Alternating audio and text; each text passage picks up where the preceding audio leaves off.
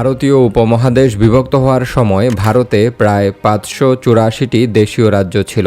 এর মধ্যে ৫৬২টি রাজ্য ভারতের সাথে যুক্ত হতে রাজি হয়। অন্যদিকে পাকিস্তানের সাথেও কয়েকটি রাজ্য যুক্ত হতে রাজি হয়। কিন্তু সমস্যা হয় জুনাগড়, হায়দ্রাবাদ এবং কাশ্মীর সহ আরও কিছু রাজ্যকে নিয়ে। ১৯০১ সালে হায়দ্রাবাদ রাজ্যের গড় আয় ছিল ৪,৭১,০০,০০০ রুপি এবং সেই সময়ে হায়দ্রাবাদ ব্রিটিশ ভারতের সবচেয়ে ধনী রাজ্য ছিল।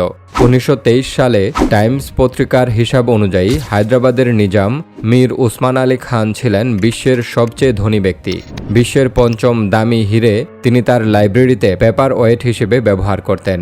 হায়দ্রাবাদ স্বাধীন দেশ হিসেবে থাকবে নাকি ভারতের সাথে যুক্ত হবে নাকি পাকিস্তানের সাথে যুক্ত হবে তা নিয়ে সমস্যা শুরু হয়। এরপর কি হয়েছিল? হায়দ্রাবাদ কি স্বাধীন দেশ হিসেবে থাকতে পেরেছিল নাকি পাকিস্তানের সাথে যুক্ত হয়েছিল? এসব কিছু নিয়ে বিস্তারিত কথা বলবো এই ভিডিওতে। অনেক কিছু জানার আছে, চলুন শুরু করি।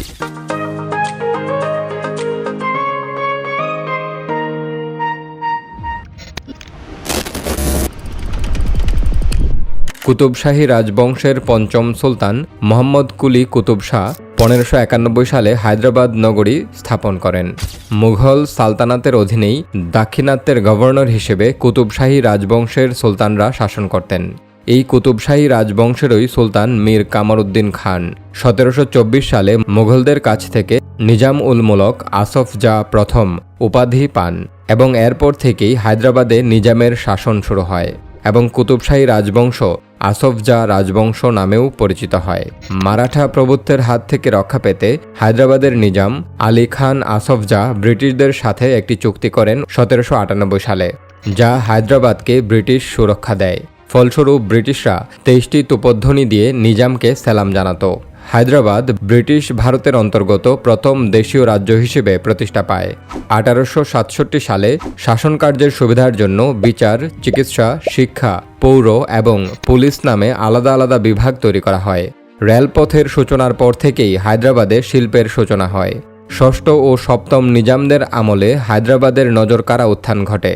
ওসমানিয়া বিশ্ববিদ্যালয় সহ বিভিন্ন স্কুল কলেজ প্রতিষ্ঠিত হয় রাজ্যের বিভিন্ন জায়গায়। হায়দ্রাবাদ স্টেট ব্যাংক তৈরি হয়, বেগমপেট বিমানবন্দর তৈরি হয়। শিল্পক্ষেত্রেও হায়দ্রাবাদ অনেক উন্নতি সাধন করে। ১৯০১ সালে হায়দ্রাবাদ রাজ্যের গড় আয় ছিল ৪,৭১,০০,০০০ রুপি। নিজামদের নিজস্ব মুদ্রা ছিল, যার নাম ছিল ওসমানিয়া সিক্কা, আর নোটের নাম ছিল হায়দ্রাবাদি রুপি। রাজ্যটিতে সরকার ছিল, নিজস্ব আইন আদালত ছিল, বিচার ব্যবস্থা ছিল, নিজস্ব মুদ্রা ছিল, সেনাবাহিনী ছিল, নিজস্ব বিশ্ববিদ্যালয়, ভাষা, নিজস্ব পতাকা এবং জাতীয় সঙ্গীত ছিল। হায়দ্রাবাদ রাজ্যের মাত্র ১৩% প্রজার ধর্ম ছিল ইসলাম। অন্যদিকে ৬% খ্রিস্টান এবং ৮১% হিন্দু ধর্মাবলম্বী প্রজা ছিল। তো এরপরে প্রশ্ন ওঠে যে হায়দ্রাবাদ ভারতে থাকবে নাকি পাকিস্তানে যাবে নাকি স্বাধীন থাকবে। ১৯৪৭ সালে ব্রিটিশরা ক্ষমতা হস্তান্তরের সময়ে দেশীয় রাজ্যগুলোকে ভারতবর্ষ না পাকিস্তান কোন রাষ্ট্রের সাথে যুক্ত হতে চায় নাকি নিজেরা স্বাধীন থাকতে চায় সেই সিদ্ধান্ত নেওয়ার স্বাধীনতা দিয়েছিল। ভারতবর্ষ স্বাধীন হওয়ার সময়ে হায়দ্রাবাদের নিজাম কিন্তু কাগজে কলমে ভারত বা পাকিস্তান কোনো দিকেই যেতে রাজি ছিলেন না। তিনি স্বাধীন রাষ্ট্র হিসেবে থাকার পক্ষে ছিলেন। ফলে হায়দ্রাবাদ নিজামের এই সিদ্ধান্ত ভারতকে প্রশাসনিক দিক থেকে যথেষ্ট চিন্তার মধ্যে ফেলে দেয়। হায়দ্রাবাদের ঘটনা আলোচনা করার আগে দেশীয় রাজ্যগুলোর ভারত বা পাকিস্তান ভুক্তির যে প্রেক্ষাপট, ব্রিটিশ ভারতে দেশীয় রাজ্যগুলোর যে স্ট্যাটাস বা আচার আচরণ তা সংক্ষেপে আলোচনা করা দরকার। দেশীয় রাজ্যগুলো ব্রিটিশ ভারতে বিভিন্ন রকম কর ও শর্তের বিনিময়ে নিজ নিজ রাজ্য শাসন করত। ব্রিটিশরা দেশীয় রাজ্যগুলোর ক্ষেত্রে শাসনভারের দায়িত্ব সেই সব রাজা, নবাব, নিজাম ইত্যাদিদের দিয়ে রেখেছিল এবং তাদের কাজে বিশেষ নাক গলাত না। হায়দ্রাবাদ রাজ্যের ক্ষেত্রে বিপুল পরিমাণ করের বিনিময়ে নিজামরা সম্পূর্ণ স্বাধীনতা ভোগ করত শাসনের ক্ষেত্রে। তবে বহিঃশত্রু আক্রমণের ক্ষেত্রে ব্রিটিশ সহায়তা ভোগ করত তারা। হায়দ্রাবাদের মতো কিছু রাজ্যকে নিয়ে জটিলতা সৃষ্টি হয় যে তারা যদি স্বাধীন থাকে তাহলে তা ভারতের জন্য অসুবিধার। এই জটিলতার পেছনে ভারত সরকার আইন ১৯৩৫ সম্পূর্ণরূপে দায়ী।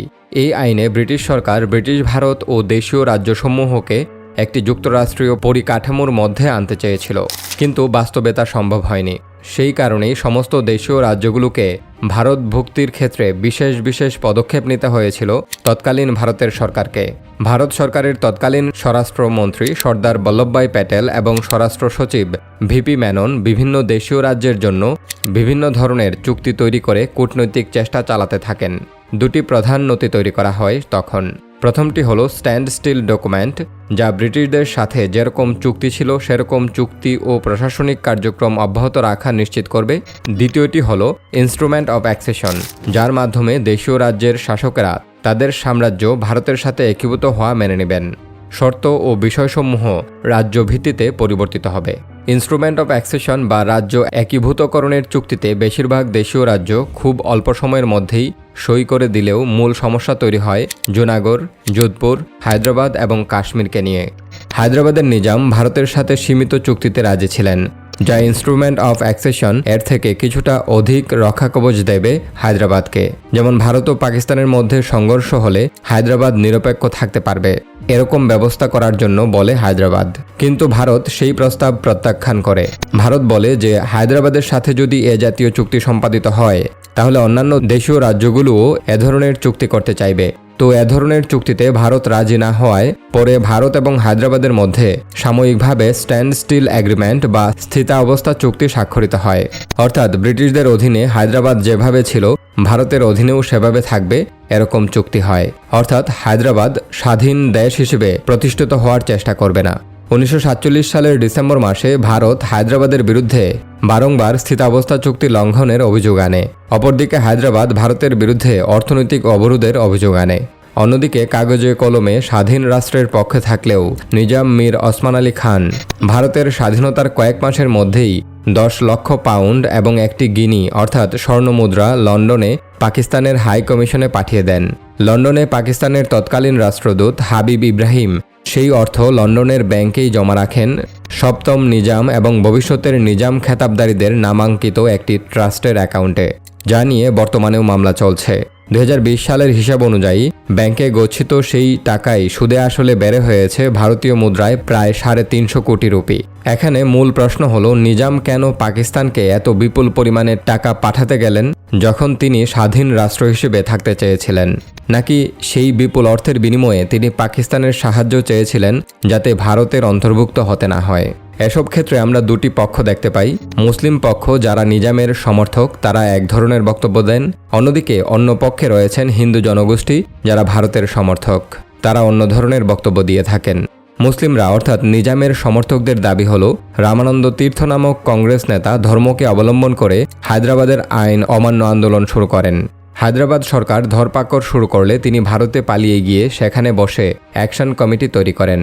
সেই অ্যাকশন কমিটির লোকজন দলে দলে হায়দ্রাবাদে ঢুকে মুসলিমদের হত্যা, লুটতরাজ, অগ্নিসংযোগ এবং সীমান্ত রক্ষীদের সাথে যুদ্ধে লিপ্ত হয়।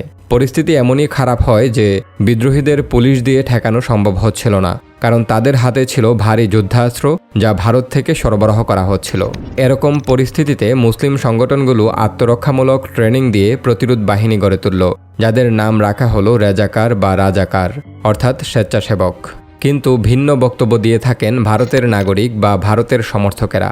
তাদের বক্তব্য, কাগজে কলমে আমরা নিজামের ইচ্ছার কথা যাই পাই না কেন, পাকিস্তানকে টাকা পাঠানোটা যথেষ্ট সন্দেহজনক হিসেবেই বিবেচিত হয়। তার কার্যকলাপ থেকেই বোঝা যায় যে তিনি ভারতের সাথে একত্রিত হতে চাননি, হয় স্বাধীন থাকতে চেয়েছিলেন নয়তো পাকিস্তানের সাথে যুক্ত হতে চেয়েছিলেন।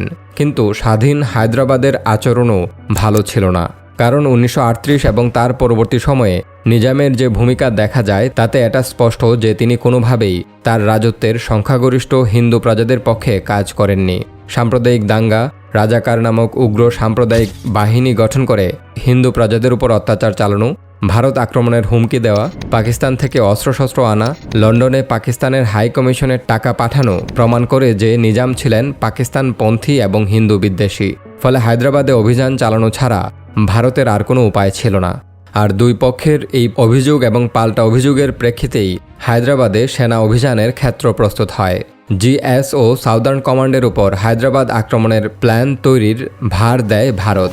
1948 সালের সেপ্টেম্বর মাসের প্রথম দিকেই ভারত হায়দ্রাবাদ আক্রমণের সকল পরিকল্পনা, প্রস্তুতি এবং অনুশীলন চূড়ান্ত করে ফেলে। সিদ্ধান্ত হয় ভারতীয় সেনাবাহিনীর সাউদার্ন কমান্ড হায়দ্রাবাদে দ্বিমুখী সাঁড়াশি আক্রমণ পরিচালনা করবে।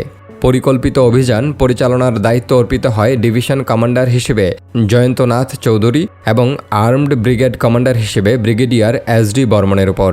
1948 সালের 13 সেপ্টেম্বর ভারতীয় বাহিনী হায়দ্রাবাদ অভিযান শুরু করে। ভারতীয় বাহিনী হায়দ্রাবাদে সেনা অভিযানের নামকরণ করেছিল অপারেশন পোলো। হায়দ্রাবাদের পক্ষে সেনা পরিচালনা করেন সাইদ আহমেদ আল ইদ্রুস। কিন্তু এই অসম যুদ্ধে 1948 সালের 18 সেপ্টেম্বর হায়দ্রাবাদ বাহিনীর প্রধান সেনাপতি আল ইদ্রুস ভারতীয় মেজর জেনারেল জয়ন্তনাথ চৌধুরীর কাছে আত্মসমর্পণ করেন। 1948 সালের 18 সেপ্টেম্বর হায়দ্রাবাদ রাজ্য ভারতের অন্তর্ভুক্ত হয়। ভারতে অন্তর্ভুক্তির পরে 1950 সালের 25শে জানুয়ারি নিজাম মীর ওসমান আলীকে হায়দ্রাবাদ স্টেটের রাজ প্রমুখ পদে অভিষিক্ত করা হয়। সেই পদে তিনি 31 অক্টোবর 1956 সাল পর্যন্ত ছিলেন। হায়দ্রাবাদ রাজ্যের ভারতভুক্তির পরে 1956 সালে ভাষাভিত্তিক রাজ্য পুনর্গঠনের সময়ে সমগ্র রাজ্যকে 3টি ভাগে ভাগ করে যুক্ত করে দেওয়া হয়। তো এখন এ পর্যন্তই। এ বিষয়ে আপনাদের মন্তব্য কমেন্ট বক্সে জানাতে পারেন। ধন্যবাদ।